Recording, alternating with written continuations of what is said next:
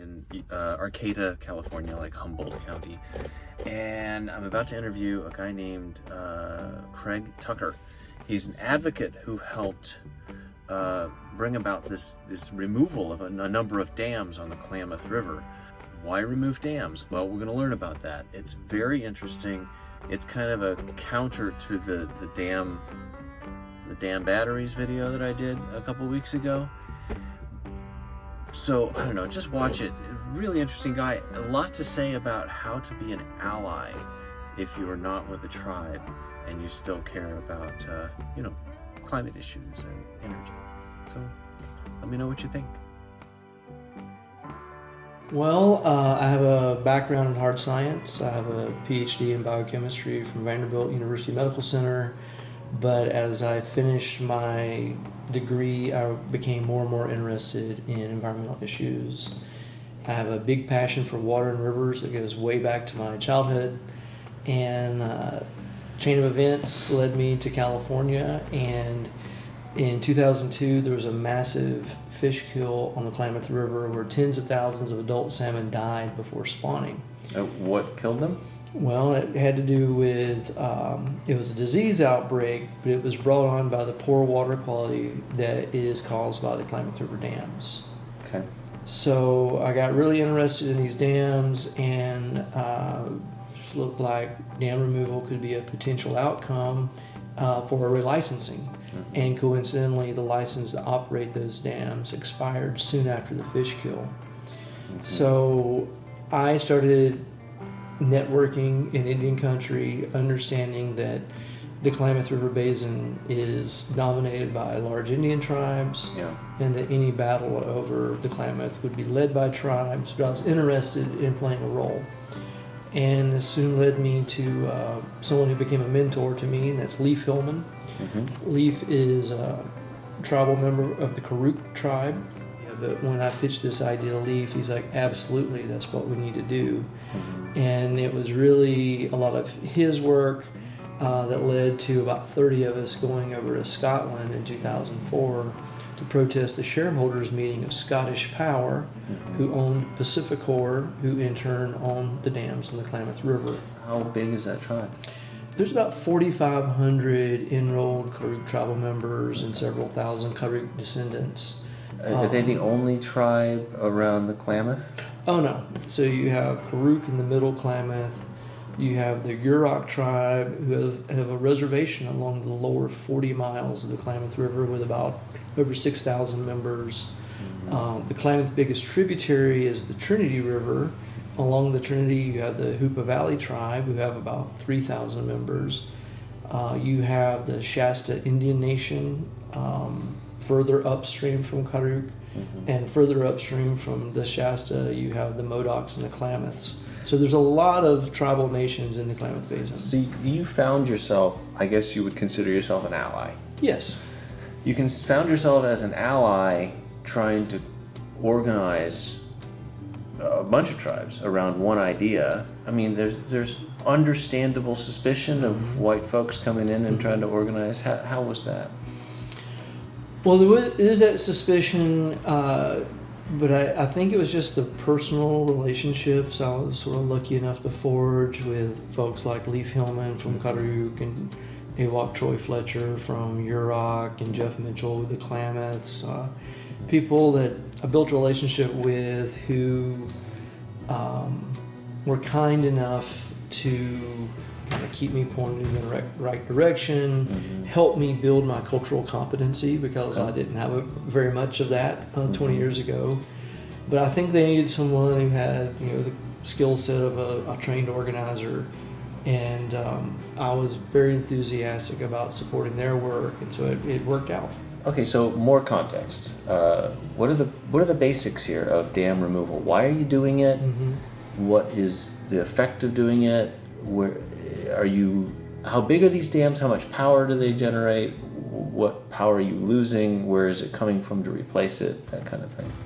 Well, I'm going to start with the Klamath Basin fishery because the real reason we're removing dams is to recover one of the most productive salmon streams in the West. So these dams effectively cut off half the Klamath Basin to anadromous fish.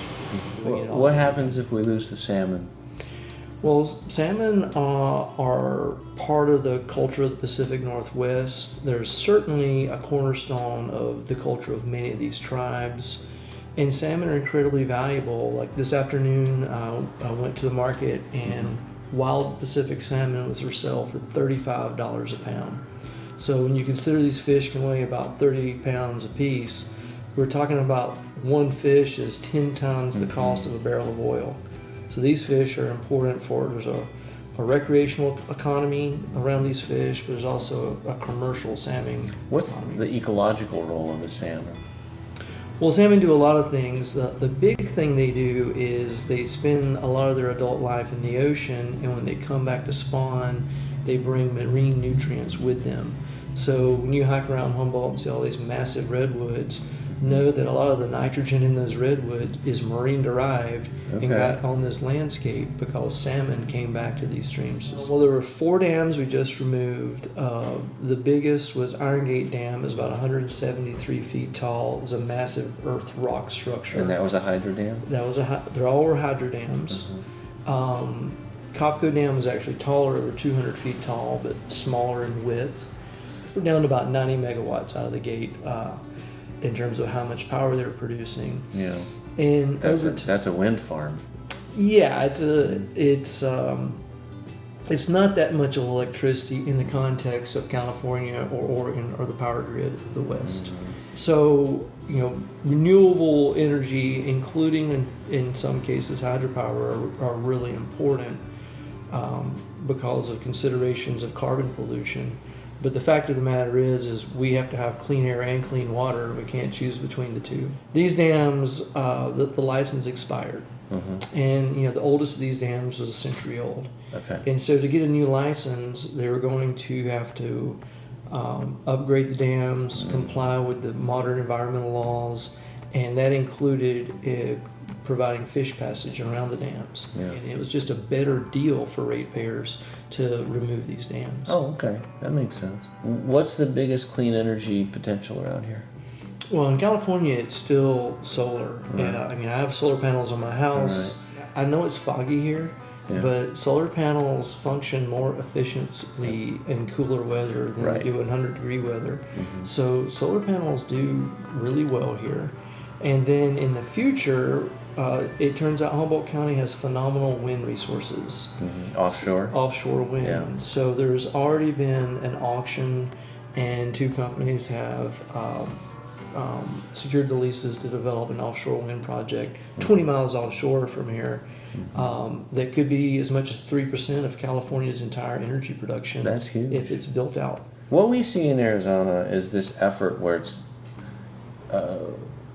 coal transition, right? Trying to close down the coal plants. There are huge opportunities for new renewable energy, Navajo Hopi land primarily. And a lot of people are talking about moving from what was a colonial model, as in some big utility or investors from out of state come in, build this thing, give paltry leases to tribes for their land use, and just keep extracting and extracting. So we're trying to move from a colonial model to a shared wealth model where you've had intergenerational wealth passing from when I talked to Nicole Horseherder from Navajo Nation who talked about the need for having that change, the intergenerational wealth. Well, I think that's going to be required for wind here to be successful. Tribes in particular here are really sick and tired of extractive industries coming in. First it was gold mining, it was commercial fishing, it was redwood logging, cannabis cultivation, hydropower. There's a long history of people coming in here and claiming that, hey, we're going to invest in this region, it's going to be great for everybody, but they ship all the profits somewhere else and they leave us to clean up the mess. So my message to anybody wanting to develop a project, or even a wind project here, is figure out how to have that business relationship with tribes of this region. How do tribes become partners in the economic endeavor? Because I think if you really want to be a different kind of business, and these companies all say they do, that would be different. Yeah. You see yourself as an ally. You're carrying this message about changing this model.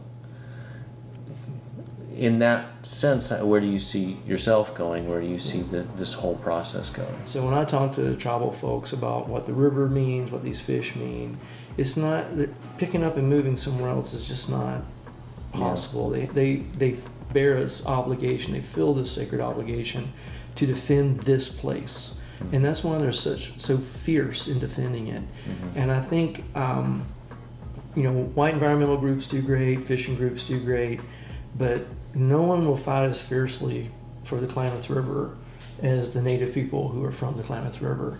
And I think that's true around the world for places. And so I think what we can do as non-native people is learn those skills of being an ally and maybe even transitioning to being an accomplice.